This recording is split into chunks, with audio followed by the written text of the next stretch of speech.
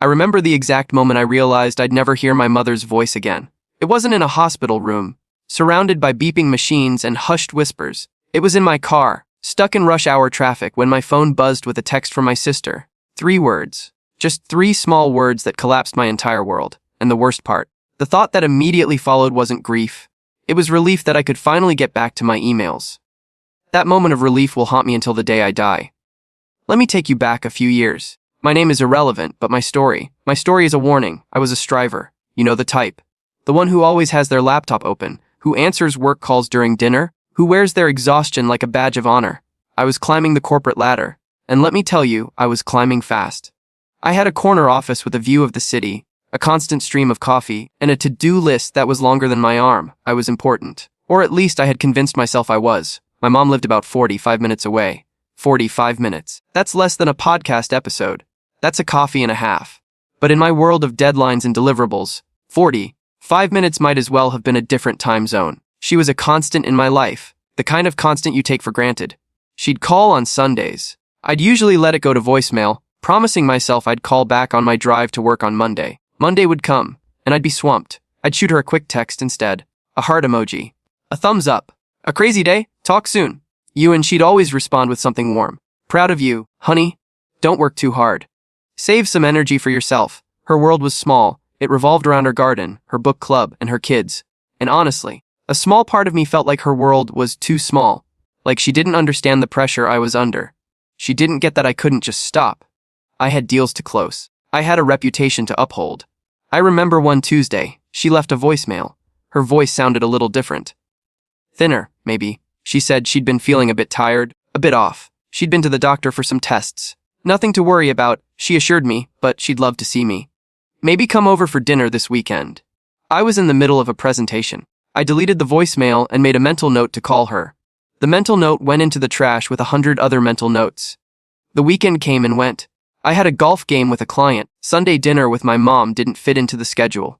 A few weeks later, I was at my desk, staring at a spreadsheet, when my sister called. I almost didn't pick up, but something made me swipe the answer button.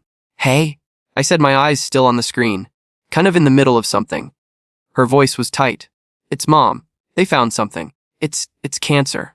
The words landed on me like paper airplanes. They didn't feel real. I heard them, but they didn't penetrate. What? No, they must have it wrong. She's fine. She's always fine. But she wasn't fine. The next few months were a blur of hospital visits and hushed conversations with doctors. I went to the appointments. I sat in the waiting rooms. But I have to be brutally honest with you and with myself.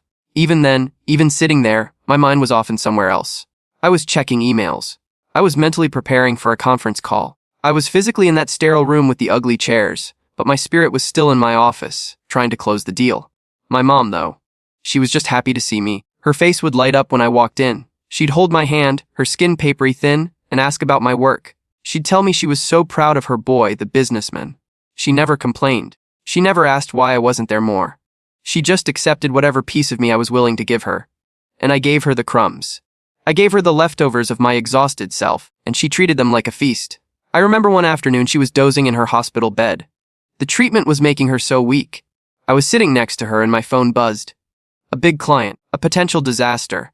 I stood up, walked to the corner of the room, and started whispering, trying to fix it. I was so absorbed in my own importance that I didn't notice her eyes had opened. I didn't notice she was watching me. When I finally hung up and turned around, she just smiled softly. You go, she whispered. I know you have important things to do. I'll be here. I hesitated. For a second, a tiny voice in my head screamed, stay, she's more important. But the louder voice, the one I'd been feeding for years, drowned it out. I'll be back tonight, Mom. Get some rest. I kissed her forehead and walked out. I walked out of that room to go save a spreadsheet. That was the last time I saw her conscious. The call came 3 days later. It wasn't my sister this time. It was my dad. His voice was broken. You need to come now. It's moving fast.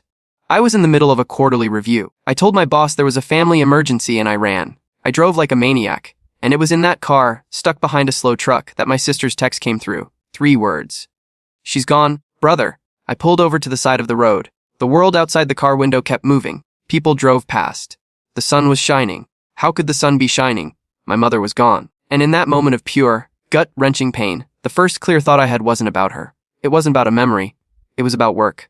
It was, well, At least I don't have to reschedule that meeting on Thursday.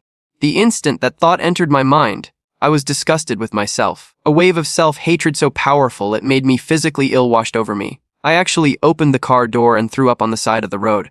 There I was, a grown man, a successful businessman, puking on the asphalt because I had just realized I was a monster. The days that followed were a fog. The funeral was a blur of faces and flowers and condolences. Everyone said how much she loved me. Everyone said how proud she was. And with every word, a knife twisted a little deeper in my chest. Then came the harsh reality. The part they don't prepare you for. The part that comes after the funeral when everyone goes home and you're left with the silence. I went back to work. I closed the deals. I got the promotion. I had everything I'd been working for. I had the corner office and the salary and the title. And I felt absolutely nothing.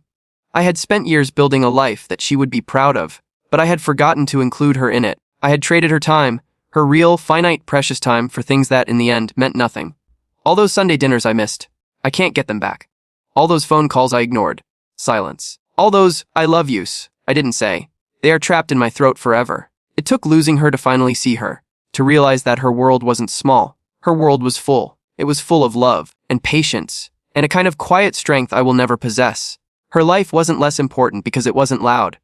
It was the most important thing, and I treated it like background noise. This is the harsh truth I live with every day. The people who love you the most will often ask for the least. They don't demand your time. They don't guilt trip you. They just wait. They wait patiently for a moment of your attention, and they are grateful for whatever they get. And it is so easy to let them wait. It is so easy to tell yourself there will be more time. But there isn't always more time. The clock is ticking for all of us. And when it stops for them, you are left alone with the weight of every missed opportunity. So, what do you do with that? How do you live with that kind of regret? For a long time I didn't. I just existed in a numb, hollow shell. But slowly, the pain began to shape itself into something else. It became a responsibility. It became my job to make sure her death wasn't just a tragedy, but a lesson. A lesson for me, and maybe for you. I started small. I put my phone in a drawer when I'm with people. I actually listen when someone talks to me. I go to Sunday dinners.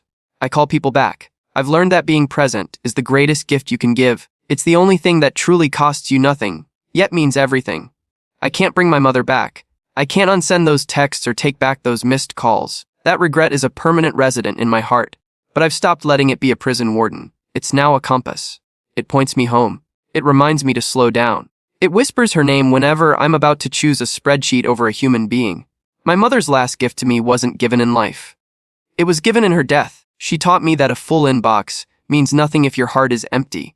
She taught me that a promotion feels hollow if there's no one to call and share it with. She taught me that life is not measured by the goals you achieve, but by the hands you hold along the way. And the most painful part. She would have forgiven me instantly. She would have understood. That's just who she was. But I can't forgive myself, and I never will. That's my burden to carry. But I use that weight now to anchor myself to what's real. Don't wait for the car ride home. Don't wait for the text that changes everything. Don't be too busy for the people who aren't too busy for you. Because one day, you'll have all the time in the world to call them back, and the line will be dead. And all you'll be left with is the sound of your own voice, saying everything you should have said, to no one at all.